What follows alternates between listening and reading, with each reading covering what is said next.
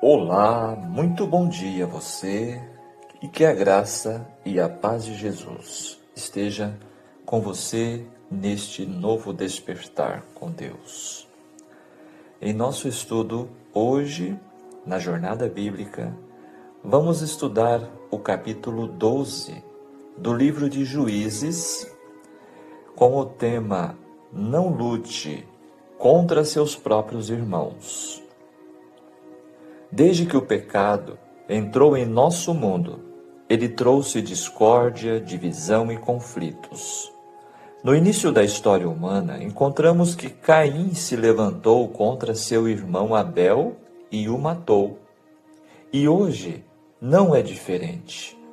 Quantos conflitos entre irmãos de sangue ou irmãos de fé? Como podemos agir quando enfrentamos esse tipo de situação? Que lições o capítulo 12 de Juízes deixa para nós?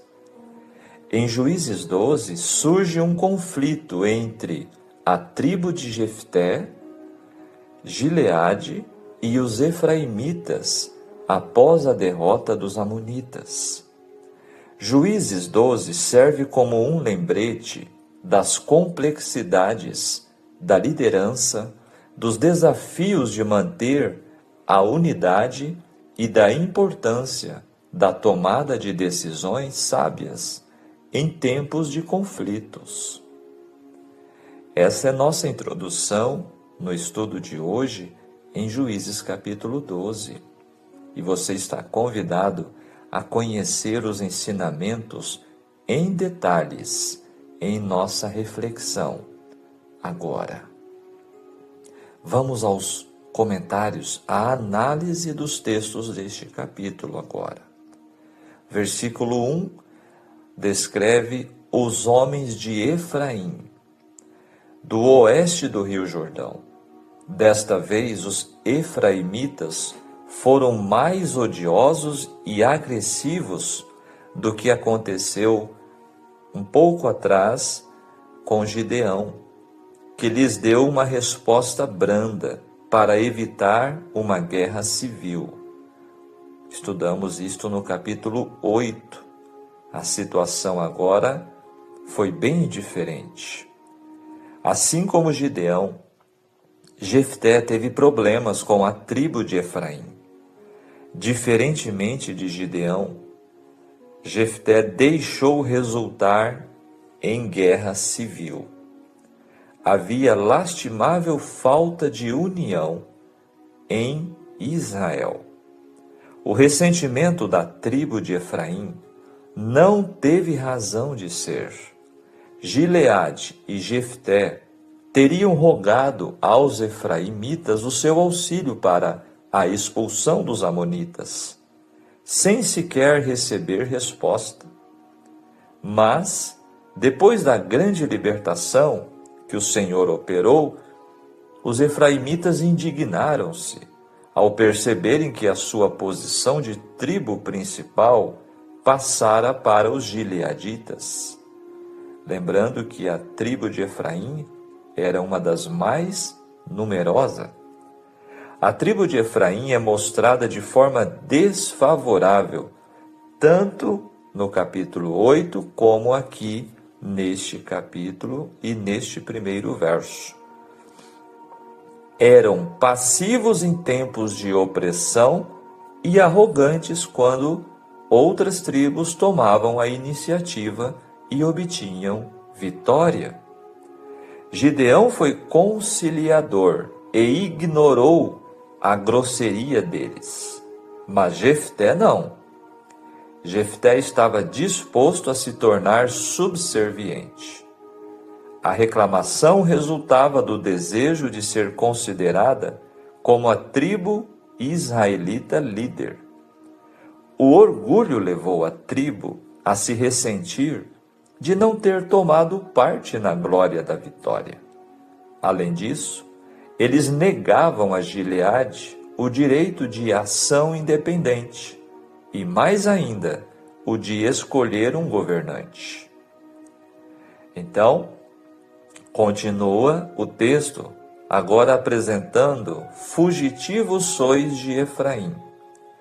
Toda a força da provocação se perdeu no tempo devido à falta de detalhes.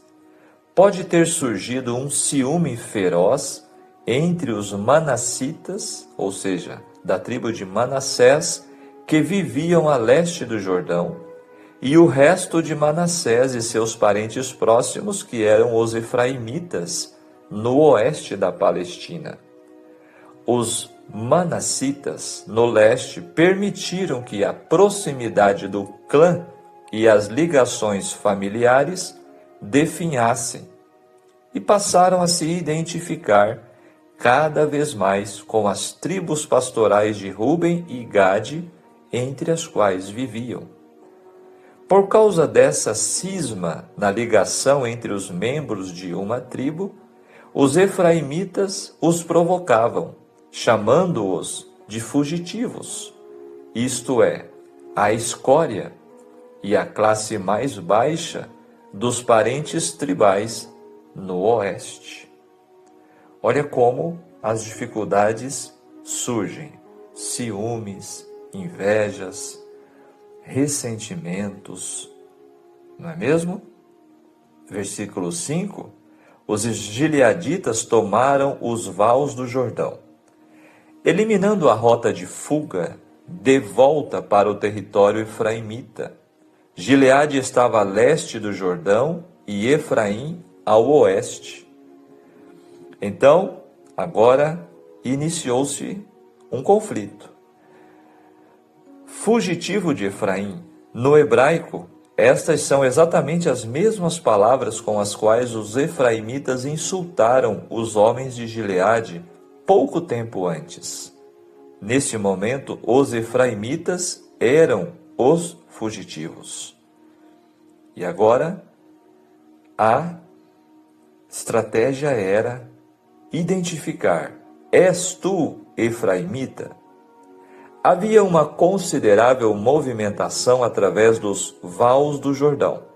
O objetivo era distinguir os fugitivos dos inocentes viajantes e comerciantes. Os homens que pouco antes se gabavam de sua tribo estavam dispostos a negar qualquer relação com ela a fim de salvar a vida. E o versículo 6 descreve a palavra-chave, shibolete. Essa palavra significa espiga de milho ou inundação, mas não é o sentido que importa aqui, pois a pronúncia gileadita servia de senha.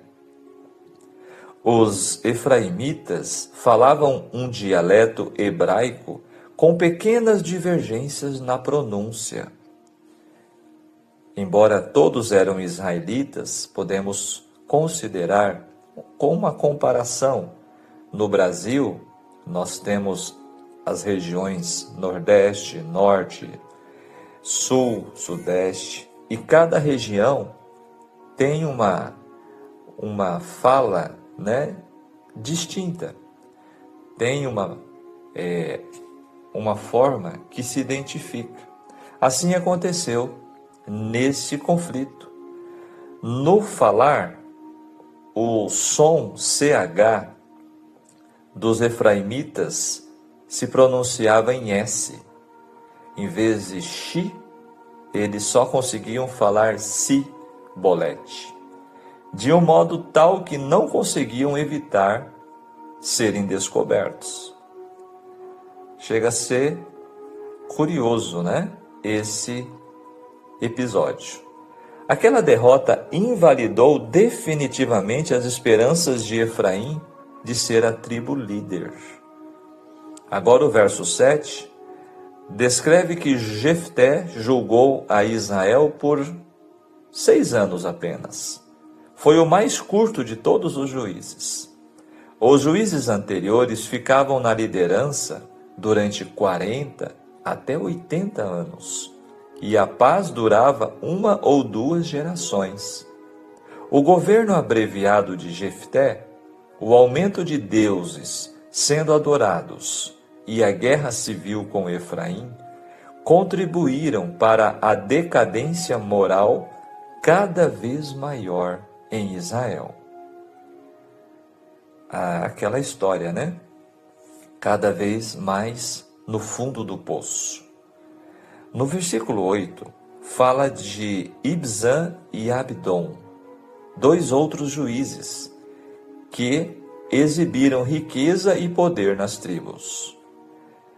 Eram de Belém, não a cidade de Judá onde Jesus nasceu, mas outra com o mesmo nome, na Galileia, provavelmente a oeste de Zebulon. No verso 9, casou fora, isto é, fora do clã, ou até da tribo. Isso indica o destaque da família. Ibzan tinha uma política definida quanto a fortalecer a sua posição através dos casamentos mistos. Ele casou as 30 filhas com homens de outras tribos, e também tomou 30 filhas de outras tribos para seus filhos. Esta informação foi registrada aqui, neste capítulo da Palavra de Deus, para mostrar que Ibzan foi um grande homem e tinha muita influência. Além disso, o fato de que viveu para ver os 60 filhos casados indica que teve vida longa e próspera, apesar de ter governado Israel por somente 7 anos, possivelmente os seus últimos. Talvez ele tenha alcançado a posição de juiz por causa da política de construir relacionamentos amigáveis com outras tribos, através dos casamentos mistos. Portanto, houve paz durante a sua liderança. Agora, o verso 9, Elon, seu nome significa terebinto, Abdon e seus 40 filhos, no verso 13, são mencionados somente os membros da família do sexo masculino.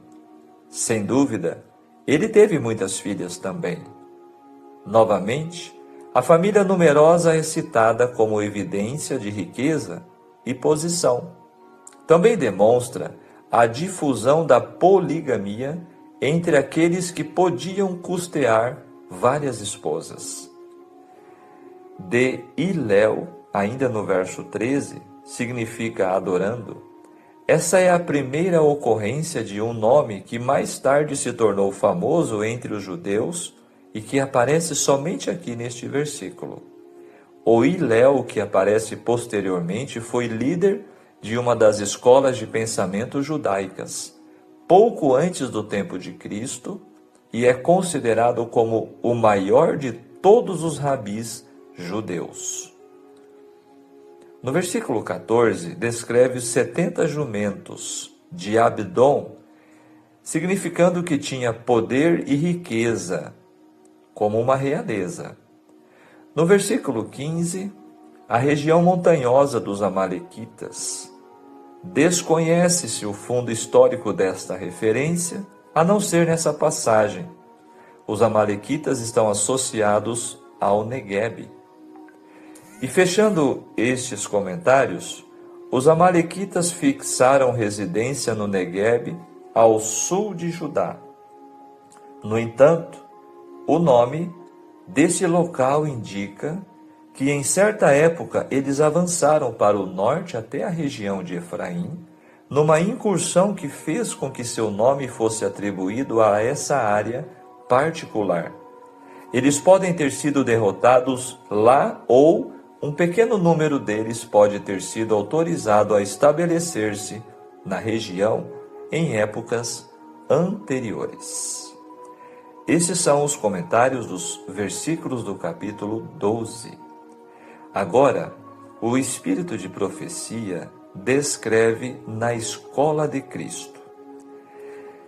Temos de entrar para a escola de Cristo, a fim de aprender dele mansidão e humildade. Redenção é o processo pelo qual a pessoa é preparada para o céu. Esse preparo implica em conhecer a Cristo. Significa emancipação de ideias, hábitos e práticas adquiridos na escola do príncipe das trevas. A pessoa se deve libertar de tudo que se opõe à lealdade para com Deus. No coração de Cristo, onde reinava a perfeita harmonia com Deus, havia paz perfeita. Nunca se exaltou por aplauso, nem ficou abatido por censuras ou decepções. Olha que destaque traz esse texto. No coração de Cristo reinava perfeita harmonia com Deus e havia paz perfeita. Que lindo isso aqui! Nunca se exaltou por aplauso, nem ficou abatido por censuras ou decepções. Aqui está um segredo, não é mesmo? Para mim e para você enfrentar todo tipo de dificuldade com o próximo, com o ser humano, com outras pessoas. Entre as maiores oposições e o mais cruel tratamento, ainda ele estava de bom ânimo. Mas muitos que professam ser seus seguidores têm o coração ansioso e turbado, porque temem confiar-se a Deus. Não lhe fazem uma entrega completa, pois recuam das consequências que essa entrega possa envolver. A menos que o façam, não podem encontrar paz. É o amor de si mesmo que traz desassossego. Quando somos nascidos de cima, encontrar-se-á em nós o mesmo Espírito que havia em Jesus, o Espírito que o levou a humilhar-se a si mesmo para que nos pudéssemos salvar? Então, não andaremos em busca do lugar mais alto. Desejaremos sentar-nos aos pés de Cristo e dele aprender. Compreenderemos que o valor de nossa obra não consiste em fazer ostentação e ruído no mundo, e em ser zeloso e ativo em nossas próprias forças. O valor de nossa obra é proporcional à comunicação do Espírito Santo. A confiança em Deus traz mais santas qualidades de espírito, de modo que na paciência possuamos a nossa alma. O jugo é posto sobre os bois a fim de ajudá-los a puxar o peso, aliviando. O mesmo se dá com o jugo de Cristo. Quando o nosso querer for absorvido pela vontade de Deus e nos servirmos de seus dons para beneficiar os outros, leve nos parecerá o fardo da vida.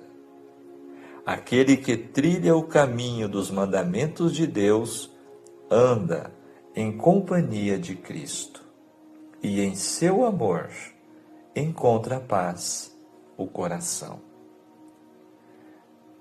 Gente, esse texto é tremendo. Eu chego a estar arrepiado ao ler, ao refletir nestas palavras. Este texto, anote aí, está na Meditação Matinal de 1992, página 163. Meditações de Ellen White. Agora, convido você para que o capítulo 12 seja aplicado em nossas vidas. Tensão e desentendimento entre conterrâneos é indicação de falta de paz no coração. Afastar-se de Deus e dos seus princípios espirituais resulta em conflito e confusão social. Guerra civil é inadmissível, mas é possível acontecer. Isso é consequência funesta do pecado. Incompreensão, intolerância, arrogância e ignorância não resolvem problemas, apenas os promovem.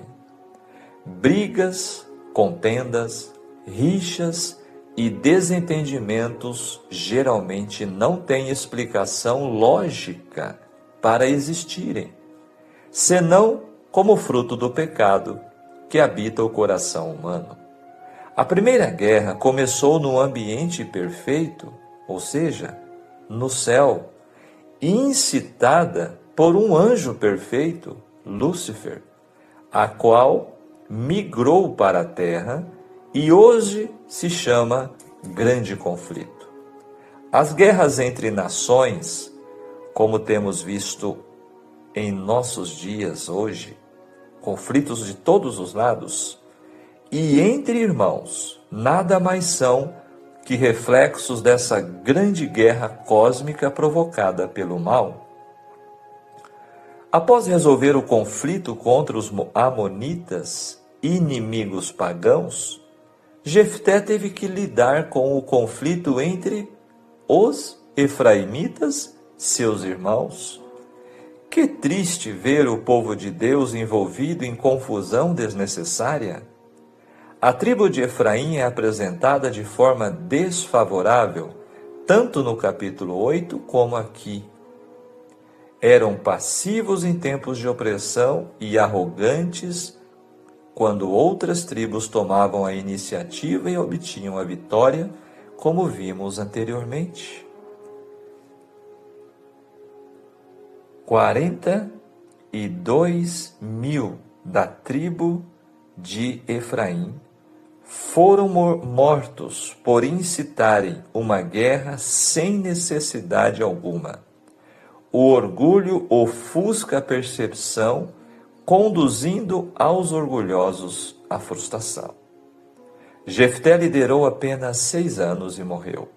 Sua vida sem descendentes contrasta com o juiz Ibizã, que gerou 60 filhos, e de Abidom, que gerou 40 filhos e teve 30 netos.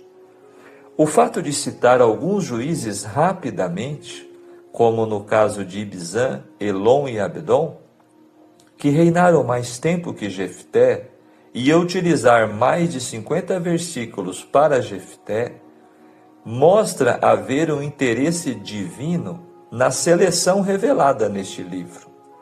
Os futuros leitores deveriam saber como evitar anarquia social, opressão nacional e apostasia generalizada. Como precisamos muito deste livro atualmente. Precisamos refletir nestas lições profundas que ele nos traz. Por isso, estejamos atentos e reavivemo-nos. Agora, nosso tópico final. O que falamos diz muito quem realmente somos. Os efraimitas representavam a classe dos encrenqueiros de plantão. Você conhece alguém assim? Você tem agido assim? Precisamos ter muito cuidado, amados. Como filhos do reino, nossas palavras devem corresponder à obra purificadora do Espírito Santo em nosso coração. Precisamos clamar pelo Espírito Santo. Há uma grande e urgente obra a ser realizada no meu e no seu coração. O Espírito Santo deseja imprimir em nós o puro e santo caráter de Cristo. Ou nos apegamos a Cristo, esforçando-nos por permanecer em sua presença, inculcando na mente a sua palavra, com toda a oração e súplica, ou nossa vida nunca irá corresponder àquela que se está preparando para habitar com o Senhor e com seus anjos. Sobre isto, a inspiração nos diz o seguinte: Deus está a guiar avante um povo que é peculiar. Ele os limpará e purificará, habilitando-os para a trasladação. Tudo o que é carnal será separado dos peculiares tesouros de Deus, até que se tornem como ouro purificado 7 vezes.